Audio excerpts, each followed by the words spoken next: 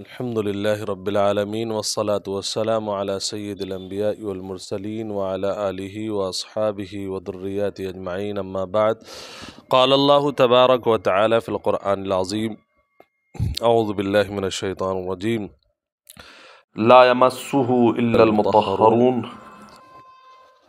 صدق اللہ العظیم۔ عزیز طلبہ، ابھی میرے سامنے جو ایک بات آئی کہ اکثر اور بیشتر جو چھوٹے طلبہ ہوتے ہیں، کم عمر ہوتے ہیں، یا پڑھتے پڑھتے کچھ ٹائم بھی اگر انہیں ہو گیا ہے تو انہیں یہ مسئلہ پتہ نہیں ہوتا ہے جو قرآن نے کہا۔ قرآن کہتا ہے کہ قرآن کریم پر ہاتھ بغیر پاکی کے نہیں لگنا چاہیے، طاہر لوگ، پاکیزہ لوگ ہی اس کو ہاتھ لگائیں۔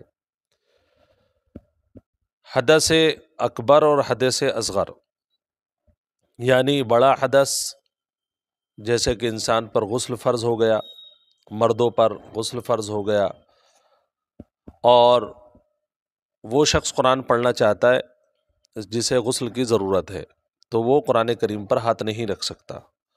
ایسے ہی عورتیں جو اپنے ماہواری کے دنوں میں ہوتی ہیں، ان کو قدرتی طور پر، فطری طور پر وہ پیریڈس آتے ہیں، یا نفاس اولاد کے پیدائش کے بعد ہوتا ہے، خون کا جاری ہونا، تو ان اوقات میں بھی عورت قرآن کریم کے اوراق پر ہاتھ نہیں لگا سکتی۔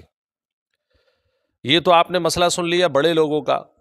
اب ہمارے یہاں کے جو بچے ہوتے ہیں وہ سمجھتے ہیں کہ جی یہ تو بڑے لوگوں کا تذکرہ ہے، ہمارا تو ہے ہی نہیں اس میں۔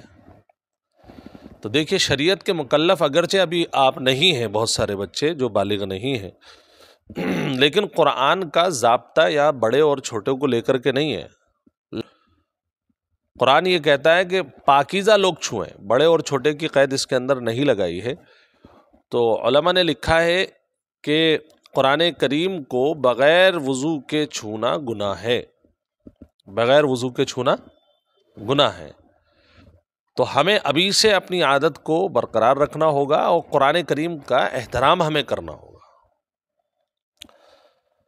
آپ جب بھی استنجے میں جائیں تو آپ، پہلی بات تو یہ ہے کہ چھوٹے بچے جو ہوتے ہیں، بعض ماں باپ کی شکایت آئی کہ یہ استنجا نہیں کر رہے، تو بھائی استنجا کرنا شریعت کا حق ہے، اور شریعت نے آپ کو برے کٹاڑوؤں سے بچایا ہے۔ آج تو حکیم بھی یہ بات کہتے ہیں کہ جو لوگ استنجا کرتے ہیں وہ لوگ پیشاب کی، شرمگاہ کی جگہوں کے کینسر سے محفوظ رہتے ہیں۔ سمجھ رہے ہیں آپ؟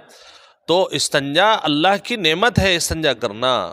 رسول کریم صلی اللہ علیہ وسلم کے اوپر کسی ظالم نے کیچڑ اچھالا اور اس نے یہ بات کہی کہ یار بڑی چھوٹی چھوٹی باتوں کی قرآن میں مثال دی گئی، مچھر اور مکھیوں کا تذکرہ ہوا ہے اور ان کا نبی کیسا ہے کہ ہر چیز کو بتاتا ہے۔ تو اس پر ایک صحابی نے جواب دیا، یہ تو اللہ کے نبی صلی اللہ علیہ وسلم کی خاص صفت ہے کہ کسی بھی مرحلے میں، کسی بھی جگہ جا کر کے ہمارے نبی نے ہمیں تنہا نہیں چھوڑا، یہاں تک کہ استنجا کرنے کا طریقہ بھی سمجھایا کہ آپ کو کتنے ڈھیلوں سے کرنا ہے، آپ کو پیشاب کے بعد کیسے استنجا کرنا ہے، پانی کا بھی یوز کرنا ہے۔ بلکہ اللہ کے نبی صلی اللہ علیہ وسلم پر قرآن کریم کی آیت نازل ہو گئی، قبا والوں کی جب یہ تعریف قرآن کریم نے کی پاکیزگی کے سلسلے میں، تو آپ صلی اللہ علیہ وسلم بڑے خوش ہوئے، اور آپ نے وہاں جہاں قیام کر رہے تھے آپ لوگوں کو بتایا، بھئی آپ لوگوں میں ایسی کون سی خصوصیت ہے؟ تو کہنے لگے ہم لوگ ڈھیلے کے بعد پانی کا استعمال کرتے ہیں استنجے میں، کیونکہ عرب میں پانی کم ہوتا ہے، عرب میں ریتیلا علاقہ ہے، پتھریلا علاقہ ہے، تو وہاں پانی کم ہوتا ہے، لیکن وہاں کے لوگ چونکہ پانی کا استعمال کرتے تھے، اللہ نے اس کو پسند فرمایا۔ آپ کیا کہتے ہیں جب وضو کرنے کے بعد؟ اللہم اجعلنی من التوابین واجعلنی من المتطہرین، اے اللہ مجھے توبہ کرنے والوں میں سے بنا دیجئے اور پاکیزہ رہنے والوں میں سے بنا دیجئے۔ تو آپ بتائیے قرآن سے زیادہ پاکیزہ کون سی چیز ہوگی دنیا میں؟